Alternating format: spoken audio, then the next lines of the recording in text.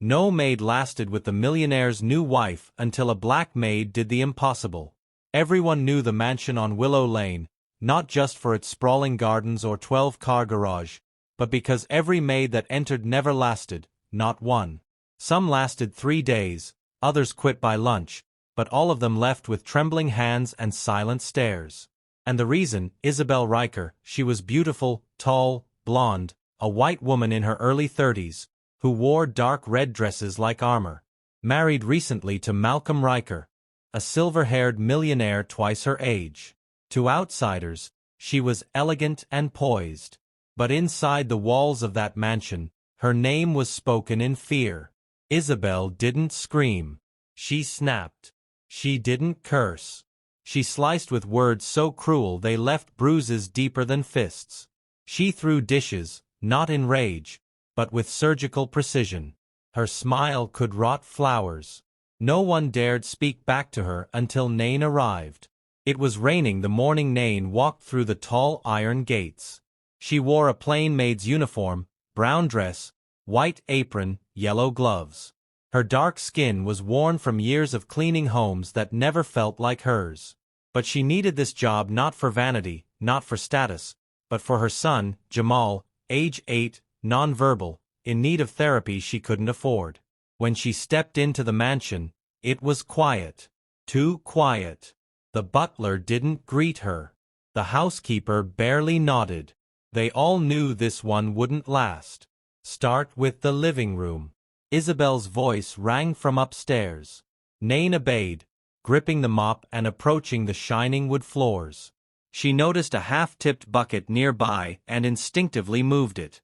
Too late. Crash. The water spilled, footsteps thundered, and then silence. Nain looked up just as Isabel reached her. Without warning, the woman slapped her across the face, the sting echoing louder than the splash. The room froze. Even Malcolm, standing in the corner holding a briefcase, looked shocked, but said nothing. Isabel glared. "Are you that stupid or just lazy?" Nain's cheek burned, her eyes watered, but she didn't speak. She bent down, picked up the mop, and began cleaning.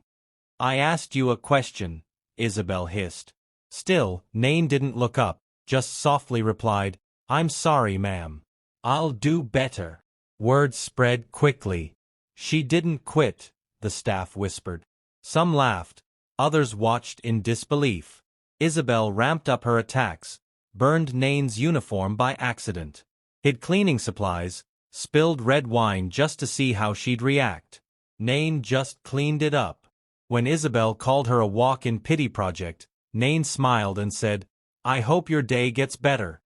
She never fought back, not because she was weak, but because she understood something no one else did. Pain doesn't always need to be passed on. Day by day, pressure built like steam in a sealed room. Malcolm watched from afar, silent, detached, maybe ashamed, maybe cowardly, but he noticed. One night, after Isabel hurled a vase just inches from Nain's head, Malcolm finally said, "Isabel, enough." Isabel turned sharply. "She's not even flinching. Doesn't that creep you out?" Nain gently picked up the broken shards. "No, ma'am. I've just seen worse." Isabel rolled her eyes. "Of course you have." But Malcolm didn't laugh. For the first time, he looked at Nain differently. One morning, Nain found Isabel sitting in the grand hallway, staring at her reflection in the mirror. She looked tired.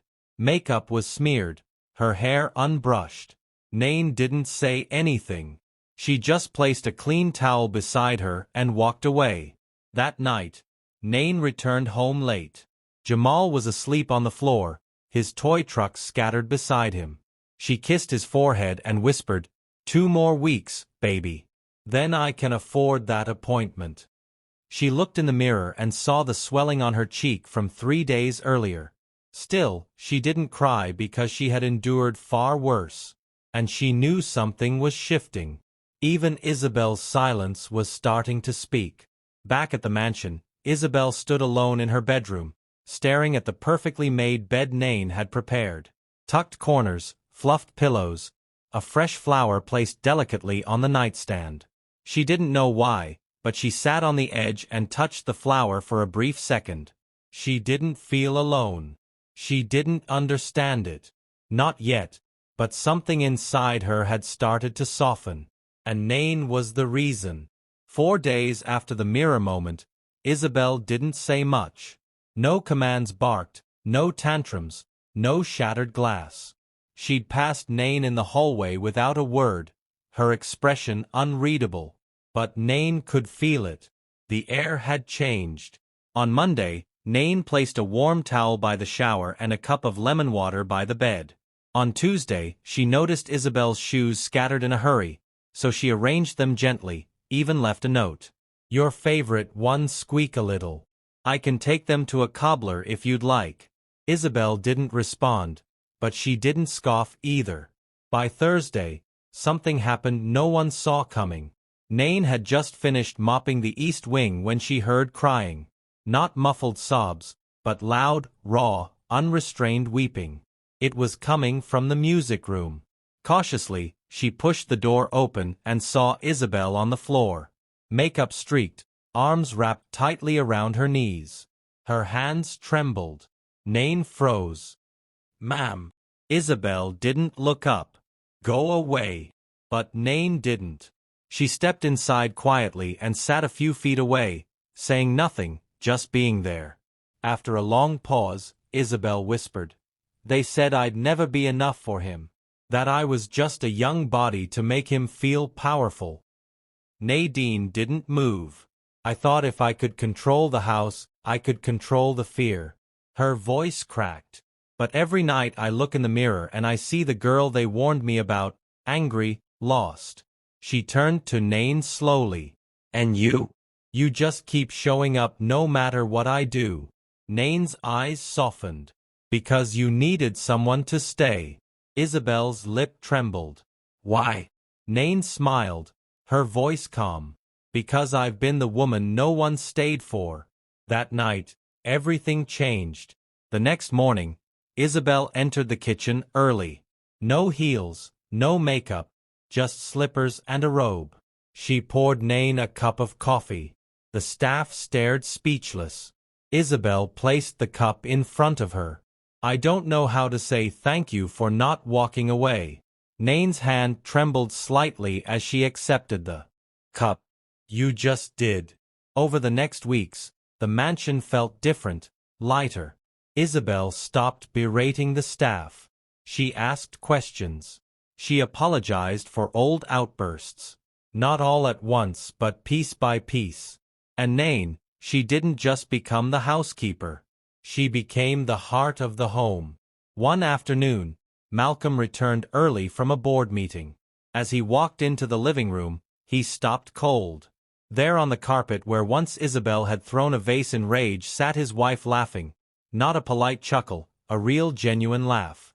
And beside her sat Nain, showing her how to fold linen napkins into swans. Malcolm blinked, stunned. The woman who had made every maid cry was folding napkins with the one maid who refused to leave. That evening, Isabel waited for Nain in the hallway. "Do you have a minute?" she asked softly. Nain nodded. "I want to show you something." She led her to the guest suite. Inside, the lights were dim and a file sat on the table. "This," Isabel said, "is a scholarship fund I started this morning for children with developmental disabilities." Nain's eyes welled. "You did this?" Isabel nodded. "For your son and for others like him." "I don't deserve this," Nain whispered. Isabel took her hand. "Number. But maybe I do." The next day, the housekeeper gathered the staff. She held up a sheet of paper. "Nain has been promoted to head of household." Applause. Then applause. Even Malcolm clapped, smiling, proud, humbled. But the proudest moment came hours later when Nain returned home. Jamal ran into her arms. Tears in her eyes, she whispered, "They see me now, baby, and one day they'll see you too." What no other maid could survive. Nain transformed, not with power, not with fear, but with patience, compassion. and the one thing Isabel never thought she'd need. A woman who stayed when everyone else gave up.